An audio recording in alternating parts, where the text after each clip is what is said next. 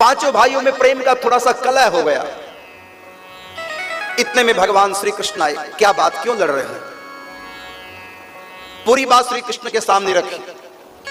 भगवान श्री कृष्ण ने कहा पांचों से, देखो महाभारत का युद्ध बब्रुवाहन ने पूरा देखा है। बब्रुवाहन का जब मैंने शीश काटा था तो उन्होंने वरदान मांगा था कि मैं महाभारत युद्ध तो लड़ नहीं सकता, युद्ध देख तो सकता हूं, आप मुझको शक्ति दो, मैं महाभारत का युद्ध देखूं। तो बब्रुवाहन का शीश एक पहाड़ी के चोटी पे रख दिया गया, तुम वहीं से पूरा युद्ध देखो। आज जहां काले आम है, काले आम के पास में एक पहाड़ी के ऊपर शिव मंदिर है, पड़ता हरियाणा में, लेकिन हिमाचल का बॉर्डर है, लास्ट उसके बाद हिमाचल है। वहीं पर वो शिव रखा गया था पहाड़ी की चोटी पर। वहीं से बब्रुवाहन ने पूरा दृश्य देखा महाभारत युद्ध का। भगवान श्री कृष्ण ने कहा पांचों पांडवों से कि चलो उसी स्थान पर। वहां पर बब्रुवाहन वो बताएंगे युद्ध किसके कारण से जीता गया। बब्रुवाहन के कटे शीश के पास आए और पूछा कि युद्ध में जो विजय श्री युधिष्ठिर के हाथ लगी उसमें पराक्रम किसका था, किसके कारण से युद्ध जीता गया। बब्रुवाहन ने पांचों पांडवों को भगवान कृष्ण को बताया। भगवान श्री कृष्ण को प्रणाम करके कहा कि आपकी कृपा से मुझको जो दिव्य दृष्टि प्राप्त हुई, मैंने इस ऊंचाई से सबको देखा। जब भाला चलाते थे युधिष्ठिर तो मैं देखता था भाले के सामने मुझको आपका सुदर्शन चक्र चलता हुआ दिखाई देता था और भाला अपना काम कर देता था। जब भाले के सामने चलते, भाले के सामने जब मैंने सुदर्शन चक्र नहीं देखा तो भाला निष्फल हो जाता था, वार नहीं कर पाता था, काम नहीं कर पाता था। अर्जुन जब गांडीव से बाण को छोड़ता था, उस बाण के सम्मुख जब मैं आपका सुदर्शन चक्र देखता था तो अर्जुन का बाण लक्ष्य भेद कर जाता था। लेकिन जिस अर्जुन के बाण के सामने मैंने आपका सुदर्शन चक्र नहीं देखा तो बाण निष्फल हो जाया करता था। भीम गदा का जब प्रहार करता, जब मैं गदा के साथ में चलता हुआ सुदर्शन चक्र, काल रूप सुदर्शन चक्र जब देखता था तो उस समय गदा पूरा प्रहार करता था, चोट करता था, इसका प्रहार निष्फल नहीं जाता था। और जब मैं गदा के सामने सुदर्शन चक्र नहीं देखता था तो गदा का प्रहार निष्फल हो जाता था। इसी प्रकार नकुल सहदेव की तलवार, जब मैं उनकी तलवार में सुदर्शन चक्र देखता, तलवार अपना काम करती थी, शीश को धड़ से अलग कर देती थी। और जब जब मैंने देखा कि तलवार चल रही है नकुल सहदेव की, लेकिन सुदर्शन चक्र साथ दिखाई नहीं दे रहा है, तो उनकी तलवार का प्रहार निष्फल हो जाया करता था। तो मैंने देखा आप उस समय काल चक्र बनकर सबका सफाया करते जा रहे थे। आप उस समय काल रूप में थे, मैंने आपको देखा काल का रूप। और उस समय मैंने एक दृश्य और देखा, भगवती द्रौपदी को मैंने देखा। दुनिया की दृष्टि में तो द्रौपदी इस समय कैंप में विराजमान है, शिविर में है, विश्राम में है, या बैठी है, या सखियों के संग चर्चा कर रही है, ये बाहर से दुनिया ने देखा। लेकिन मैंने जो देखा द्रौपदी का वो काली रूप, यही भगवती द्रौपदी, खुले केस, हाथ में खून का खप्पर लिए। जब भगवती काली सबका खून पीते जा रही थी, जब युद्ध हुआ था दैत्यों के दानवों के साथ, और भगवान शंकर देख करके काली का विकराल रूप, यदि इसी प्रकार सबको खाती जाएगी, क्रोध शांत नहीं हो रहा है, दैत्य मारे गए, दानव मारे गए, सैनिक सारे मारे गए, तब भी काली की प्यास समाप्त नहीं हो रही है। यदि ऐसी क्रोध में रहेगी तो सारे संसार का भक्षण ही कर जाएगी। तब भगवान शंकर जी शव का रूप धारण करके काली के सामने लेट गए। जो ही काली का पांव शंकर जी की छाती पे पड़ा, देख करके अपने प्रीतम शिव को एकदम जीव निकल आई बाहर, और वहीं पर युद्ध विराम हो गया। भगवान शंकर ने कहा देवी अब क्रोध को शांत कर, शांत कर, सब दुष्टों का संहार हो चुका है, क्रोध को शांत कर। भगवती काली क्रोध में भगवान शिव महाकाल से बोली अभी मेरी प्यास बूझी नहीं। तब भगवान शिव ने भगवती काली को कहा द्वापर युग के अंत में कुरुक्षेत्र के मैदान में जब महान संग्राम होगा, उस समय तुम द्रौपदी के रूप में अवतार लोगी, तब तुम्हारी खून की प्यास बुझेगी। तो बब्रुवाहन ने भगवान श्री कृष्ण को, पांचों पांडवों को बताया कि मैंने आपका सुदर्शन चक्र देखा, और यही भगवती द्रौपदी ये काली के रूप में नग्न भेष, बाल खुले, हाथ में खप्पर लिए, सबका खून पिए जा रही थी। मैंने तो दो को देखा, महाकाल आपका सुदर्शन चक्र और महाकाली को देखा। ये अंबा काली इसी का सब प्रभाव था। जब जब पांचों पांडव शांत हो जाते थे, उत्साहहीन हो जाते थे और कौरवों के प्रति नम्र बन जाते थे, तब तब ये द्रौपदी बनकर महाकाली ने युद्ध के लिए उनको प्रेरित किया। अपने केशों को खोल के कहा, जब तक मैं इन केशों को इन दुष्टों के खून से, दुशासन के खून से नहीं रंग लूंगी, तब तक मैं जूड़ा नहीं करूंगी, चोटी नहीं करूंगी। काली का रूप इन्होंने धारण कर रखा है और भगवान शिव ने कृष्ण ने काल का रूप धारण कर रखा है। ये काल और काली का ही खेल है। ये द्रौपदी, काली अंबा, इन्होंने ये सब संहार किया है। यही है विजय श्री, इन्हीं के कारण से, इन्हीं की शक्ति से हाथ लगी है। जहां पर ये बात बताई थी कि वहां ये काली अंबा बन करके प्रकट हुई काली मातेश्वरी, आज भी उस स्थान का नाम है काला अंब। अंब का मतलब वहां के लोग तो कहते हैं काला आम, नाम उसका है काला और अंब। तो यहाँ काले को न कृष्ण काल रूप और भगवती काली अंबा काली बनी, तो आज उसका नाम बदल गया, काले अंब से हो गया पहले काली अंब, मत काली का मतलब भगवती काली। यही काल बनकर के कुरुक्षेत्र के रणांगन में प्रकट हुई, सबका खून पिया। आज उसको काला आम कहने लगे, कहीं कहीं काला अंब भी लिखा हुआ है, वहां पर बोर्ड पे देखा हमने। वहीं पर ऊपर पहाड़ी के ऊपर मंदिर है, भगवान शिव का, महाकाल का मंदिर है। वहीं पर बब्रू वाहन का शीश था, जहां से पूरा क्षेत्र वो सिंधु वन कहलाता है। तो वहां पर निर्णय बताया कि युद्ध का, विजय श्री का कारण क्या है। तो कारण है भगवती काली, अर्थात भगवती आदि शक्ति महामाया। तो वेद व्यास जी बता रहे हैं, वहीं पर पास में व्यास कुंड है, व्यासपुर है, लेकिन कई बार वो व्यासपुर उजड़ गया था, फिर बसा, फिर उजड़ गया, फिर उसका नाम व्यासपुर से बिलासपुर रख दिया गया। आज वहां बिलासपुर नाम का शहर है। और वहां सतकुंभा नाम का स्थान है। इस समय वहां पानी है, वो 8-7 कुंभ है, अपने आप ही नीचे से पानी उनमें भरा रहता है। उस स्थान का नाम सतकुंभ है। अर्थात भगवती काली ने कुंभ में भर भर के खून को पिया था, इन दुष्टों का संहार जब किया गया था। अब उनमें जल है और स्थान का नाम है, वहीं पर पास में है सतकुंभा। वहीं पर आदि बद्री है। महाभारत युद्ध के समय जब भीम के द्वारा दुर्योधन की जंघा टूटी थी, वो स्थान आज भी है। तो उस समय बलराम जी आ गए थे, तो वहां पर आदि बद्री नाम का स्थान, बलराम जी महाभारत युद्ध में सम्मिलित नहीं हुए थे, ना विदुर जी, ये तीर्थ यात्रा के बहाने निकल गए थे। कारण क्या है, बलराम जी तीर्थ यात्रा के बहाने क्यों निकले? क्योंकि युद्ध करना नहीं चाहते थे। कारण क्या? दुर्योधन मेरा शिष्य है और श्री कृष्ण मेरा भाई है। श्री कृष्ण पांचों पांडवों की तरफ है। यदि मैं पांचों पांडवों की तरफ से युद्ध करूं तो विपक्ष में मेरा शिष्य दुर्योधन, और मैं जानता हूं दुर्योधन में गुरु भक्ति है। जब गुरु को सामने देखेंगे दुर्योधन तो युद्ध ही छोड़ देंगे, युद्ध होगा ही नहीं। ना वो मेरे ऊपर प्रहार कर पाएंगे, ना मैं उनके ऊपर प्रहार करूंगा। गुरु शिष्य में बहुत प्रेम था, बल्कि बलराम तो सुभद्रा का विवाह दुर्योधन से ही करना चाहता था। दुर्योधन में बलराम में परस्पर दोनों में प्रेम, और दोनों गदा युद्ध, और बलराम के गुरु हैं, दुर्योधन के गुरु हैं गदा युद्ध के।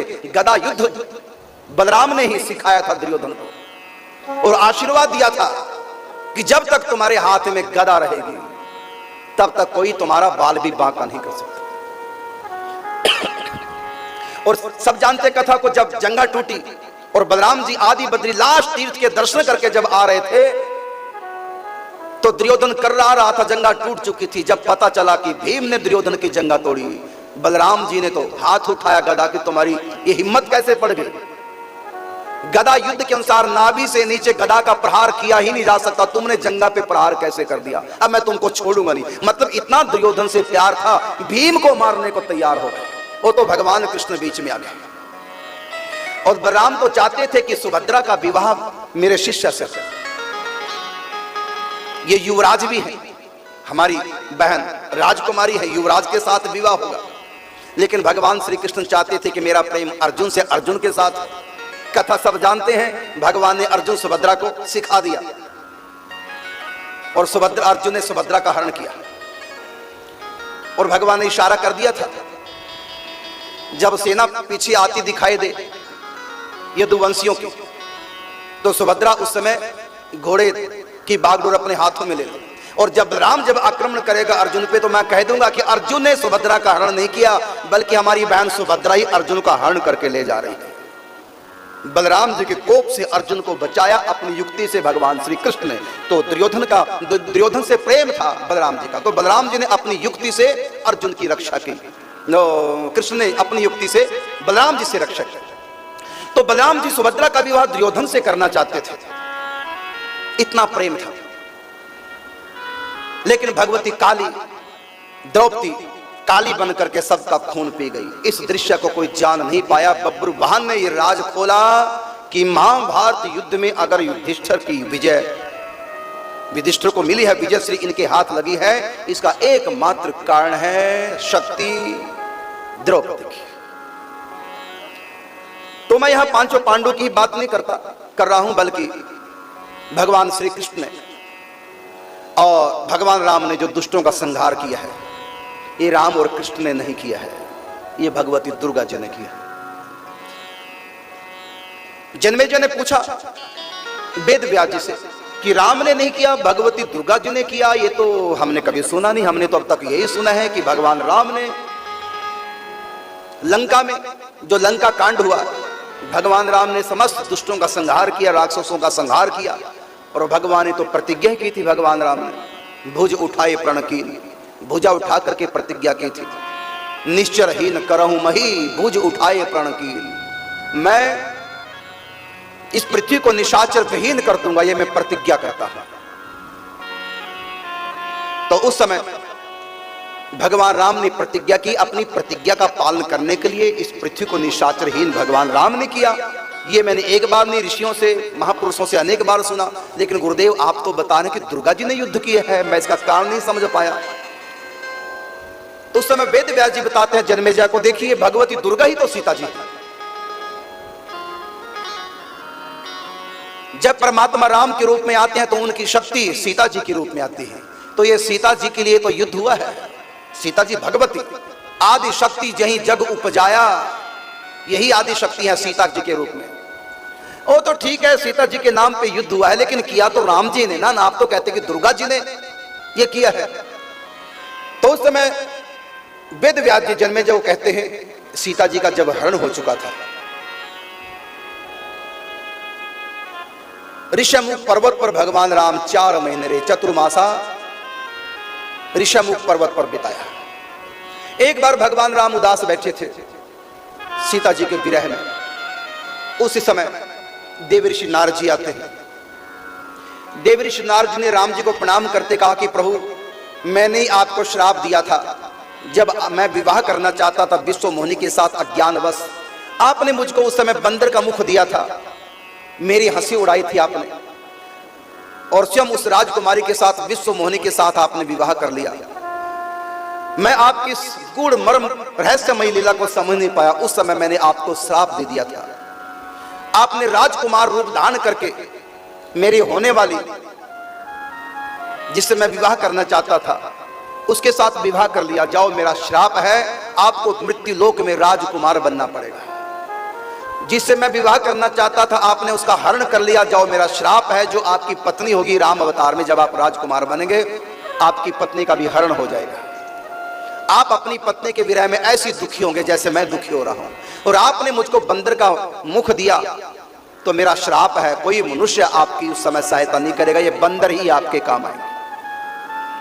देवऋषि नारद जी भगवान राम को प्रणाम करते हुए क्षमा याचना कर रहे हैं कि प्रभु मुझ पर दया करो, क्षमा करो, मेरे श्राप को आपने अंगीकार किया, आज आप नारी के विरह में दुखी हो रहे हैं मेरे श्राप के कारण से। भगवान ने कहा, देवऋषि आपके श्राप के कारण से लीला नहीं हो रही है, ये तो होनी थी, आपका तो एक बहाना है, ये मेरी इच्छा से ही आपने मुझको श्राप दिया, श्राप का तो बहाना है, ये लीला तो होनी थी।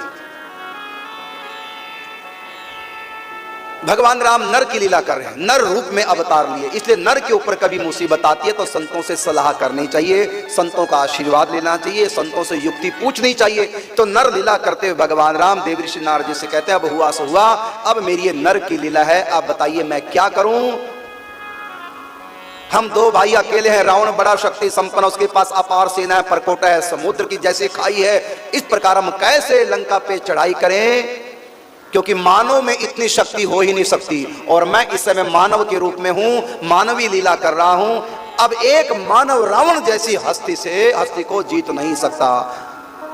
राम जी में कितनी शक्ति है तो सुन लो। भृगुटी विलास सृष्टि लय होई, क्रोध के मारे भृगुटी टेढ़ी कर ले तो सारी सृष्टि में प्रलय आ जाए।